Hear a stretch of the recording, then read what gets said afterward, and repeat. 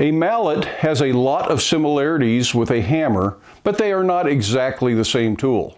Welcome back to Black Bear Forge and the tool of the day. Today we are obviously going to talk about mallets, and I think this will end our segment on general shop hammers, and then we're going to save the remaining hammers for future segments, things like sinking hammers and raising hammers and repoussé hammers and planishing hammers, and a lot of stuff that just almost never gets used in my shop, but we'll still discuss what I actually have on hand and show you some of those examples. But we'll do that later. We'll move on to something else since those are not really forging hammers. But today we will finish up with mallets. And what is a mallet? To me, a mallet is mostly just softer material, tends to have a fairly wide face. They don't have specialized faces. There's not a ball peen or a cross peen or a rounding hammer side or anything like that. Both faces tend to be about the same, although they can sometimes be different materials on opposite faces if you have a mallet that has interchangeable heads.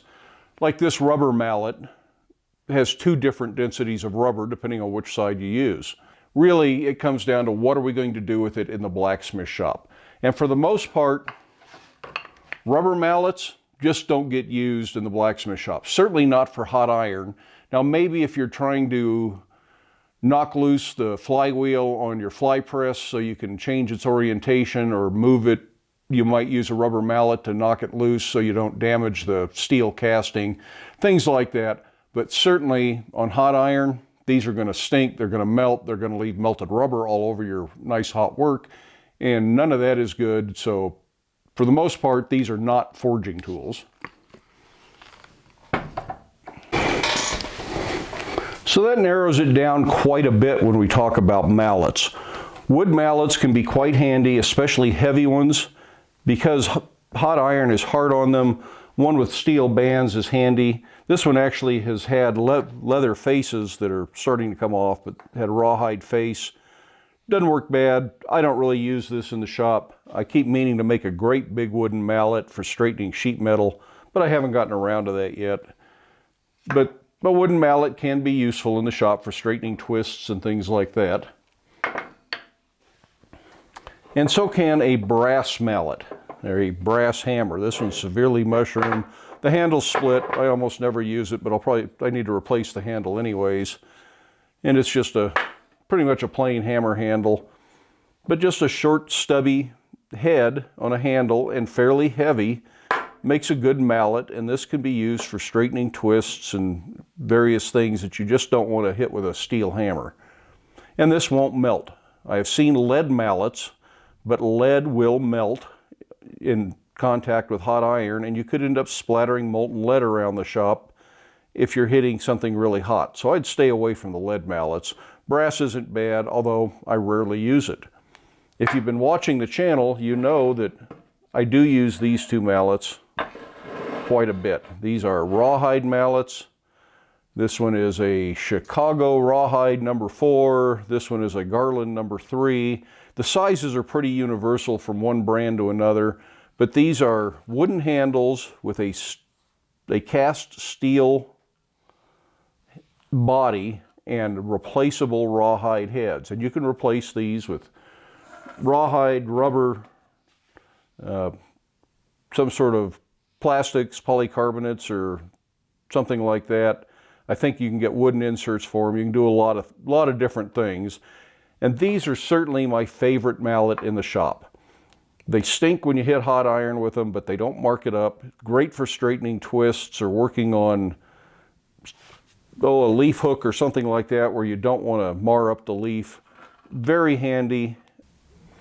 You'll get a lot of good use out of a good rawhide mallet, and I think they're really worth having in the shop. You probably don't need 2 of them. The number 3 is probably a good size. I use it way more than I use the heavier one. You can tell the face is much more dinged up on this one, and it's about time to replace it. This one has a big nut, the Garland, that you can unscrew, open the heads up, put new heads in, and then tighten that back up to hold the heads. These heads are press fit in, and they don't get as loose, and the handle is staying on this one better. So that's nice, but these heads are easier to change, even though the handle on this one tends to get loose easier. Again, I think that number 3 Rawhide Mallet with the replaceable faces is probably your best general purpose mallet for use in the shop. Pretty much anything you're going to do with a mallet, you can do with that. The rawhide smells to high heaven when you hit hot iron, but it doesn't splatter, it doesn't splash, it doesn't melt to your work. It just smells bad, and it's not really that big a deal. So I think that's a good hammer to have if you're just starting out and you're looking at doing a lot of twisting in particular, and you're going to need to straighten twists. Rawhide mallet over a wooden stump is wonderful for that.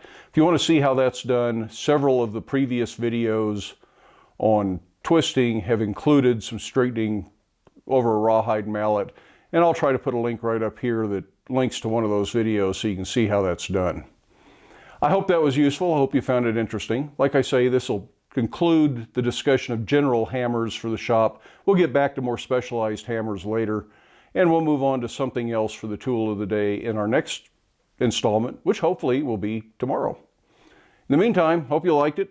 Hit the subscribe button if you haven't already. I know I keep telling you that, but not all of you are doing it. But then, get out to your shop, make something, stay safe, wear your safety glasses, and we'll see you for the next one.